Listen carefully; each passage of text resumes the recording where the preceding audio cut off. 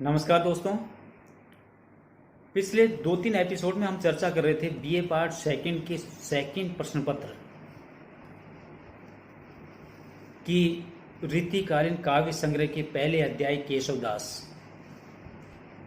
और केशवदास के अध्यायों में हमने रामचंद्रिका की, श्री राम वंदना की चर्चा की, सूर्योदय वर्णन की हमने चर्चा की। उसके बाद पंचवटी वन जो प्रसंग था उस प्रसंग की हमने चर्चा की।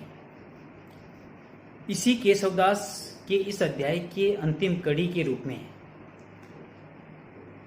हम चर्चा करेंगे हनुमान लंका गमन की। जब भगवान श्री राम वनवास को जाते हैं लक्ष्मण और माता सीता के साथ, कुछ समय वो पंचवटी में बिताते हैं और पंचवटी से ही सीता का हरण रावण के द्वारा कर लिया जाता है।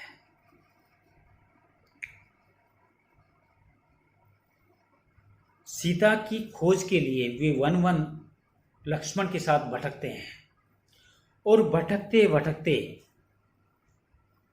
वे एक ऐसी जगह पे पहुंच जाते हैं जहां से उन्हें ये पता चलता है कि सीता को रावण हर करके ले गया है।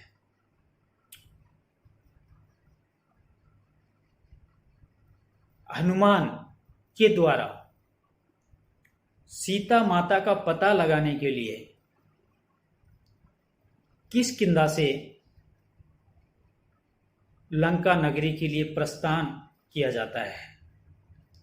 ये प्रसंग वहीं का है कि हनुमान किष्किंधा से माता सीता की खोज में लंका के लिए प्रस्थान करता है। तो जब वो प्रस्थान करता है तो उसके भाव किस तरह के थे, यहां पर केशवदास ये बताना चाहते हैं।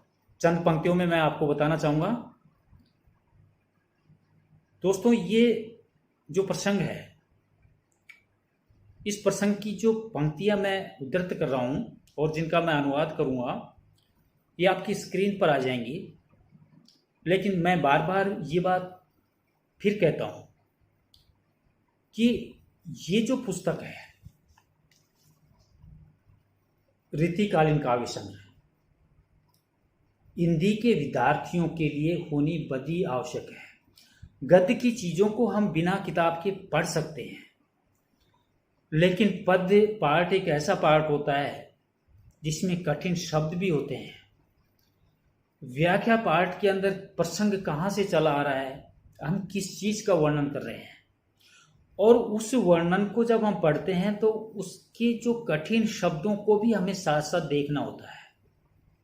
और उन कठिन शब्दों को हम साथ साथ तभी देख पाएंगे जब हमारे पास टेक्स्ट बुक होगी। बहुत महंगी नहीं होती है, बड़ी भी नहीं है। आपको ये पुस्तक परचेज कर लेनी चाहिए, खरीद लेनी चाहिए, ताकि ये चीजें आपको अच्छे से समझ में आ सके। अब मैं इस प्रसंग पर आता हूं। हरि केदो वाहन की विदो कैसो हेमहंस, लोक सो लिखत नभ पाहन के अंक को, तेज को निधान राम मुद्रिका विमान के दो, लक्ष्मण के बाण छुट्यो रावण निशंक को, गिरिगज कंड के उड़ान सुब्रन अली, सीतापद पंकज सदा कलंक रंग की, हवाई सी छुट के सो दास आसमान में, कमान के सो गोला हनुमान चाल्यो लंक में। ये सवैया केशवदास के द्वारा हनुमान लंका के लिए प्रस्थान करते हैं। कैसे लगते हैं? हरि के दो वाहन की विधि के सो हेमहंस। हरि विष्णु भगवान का वाहन गरुड़ के समान, हरि के दो वाहन को भगवान विष्णु के वाहन गरुड़ के समान, विधि के सो हेमहंस, और ब्रह्मा जी का सुनहरा पीला हंस के समान। लीक सी लिखत नभ पाहन के अंक को आकाश रूपी कसौटी पर, नीली कसौटी पर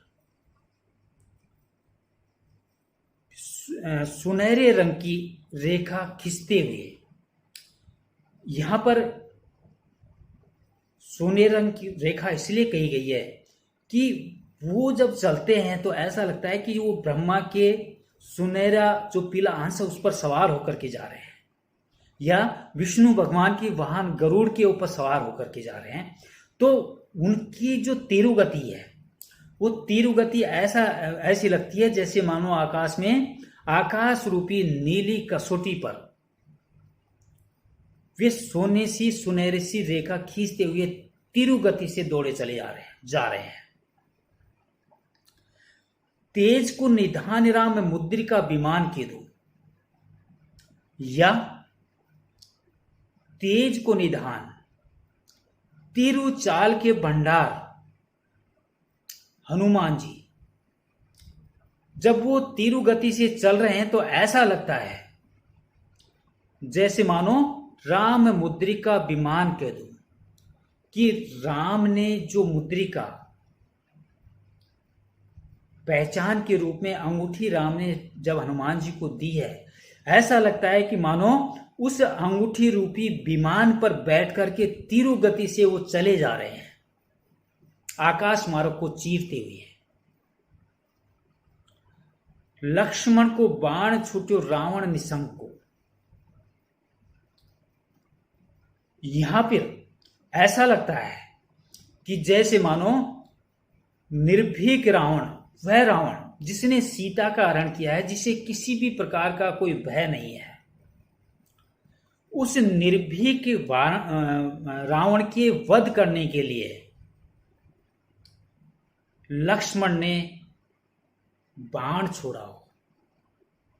उस शक्तिशाली वेग के साथ हनुमान जी लंका के लिए प्रस्थान करते हैं, प्रयाण करते हैं। गिरिगज गंडते उडानु सुवरन अति, या फिर ऐसा लगता है कि जैसे मानो सुंदर नायक पर्वत रूपी हाथी के गले में युक्त पीले भंवरे ने उड़कर गिरी पर्वत, गज हाथी, गंड गले, ऐसा लगता है कि मानो जैसे कोई सुंदर नायक पर्वत रूपी हाथी के गले में, गले से उड़कर के पीला भंवरा, सुवर्ण पीला भंवरा दौड़ा चला जा रहा है। और कहां चला जा रहा है? सीतापद पंकज सदा कलंक रंक को, कलंक रंक, निष्कलंक, जिसमें किसी भी प्रकार का कलंक नहीं हो, वह पीला भंवरा ऐसा लगता है कि जैसे अपनी तीव्र गति से जिस माता सीता के चरणों में किसी भी प्रकार का कोई कलंक नहीं है, निष्कलंक है, उन पद कमलों में, पद रूपी चरणों में या कमल रूपी चरणों में अपने आप को नतमस्तक करने के लिए तीरू चाल से, तीरू गति से दौड़ा चला जा रहा है। हवाई सी छुट्टी केशवदास आसमान में। केशवदास जी कहते हैं कि हनुमान जी जिस वेग से चले जा रहे थे लंका की तरफ माता सीता का पता लगाने के लिए, ऐसा लगता है जैसे मानो आकाश में आतिशबाजियां हो रही हो, चारों तरफ कोलाहल मचा हो। उस तीव्र वेग के कारण ऐसा एहसास होता है कि जैसे मानो वातावरण में आतिशबाजी फैल रही है, फूट रही है। कमान के दो गोला हनुमान चलो लंक को। या फिर ऐसा लगता है कि जैसा मानो कमान के सो गोला, कोई आग का गोला तोप से निकल के तीर वेग से अपने निशाने की तरफ चला जा रहा है, तीर गति से चला जा रहा है। तो ऐसे हनुमान चलो लंक को। तो इस प्रकार तीर गति से, तीर वेग से हनुमान जी सीता का पता लगाने के लिए भगवान श्री राम के द्वारा दी हुई निशानी अंगूठी को लेकर के तीर गति से दौड़े चले जा रहे हैं। तो ये प्रसंग हनुमान जी के द्वारा सीता का पता लगाने के लिए लंका की तरफ प्रस्थान करने का है। तो इस प्रकार हमने जो आपके सिलेबस में केशवदास और केशवदास की रामचंद्रिका की जो 3 या 4 भाग, श्री राम वंदना, सूर्योदय वर्णन, पंचवटी वन वर्णन और हनुमान लंका वर्णन, इन सब का वर्णन विस्तार से किया है। मैं समझता हूं कि शायद आपने इन चीजों को समझने का प्रयास किया होगा और शायद मैं इन चीजों को आपको समझाने में सफल रहा हूं या नहीं रहा हूं, लेकिन निश्चित रूप से ये जब आप किताब लेकर के इसको पढ़ोगे तो निश्चित रूप से आपको फायदा होगा। नमस्कार, बाय।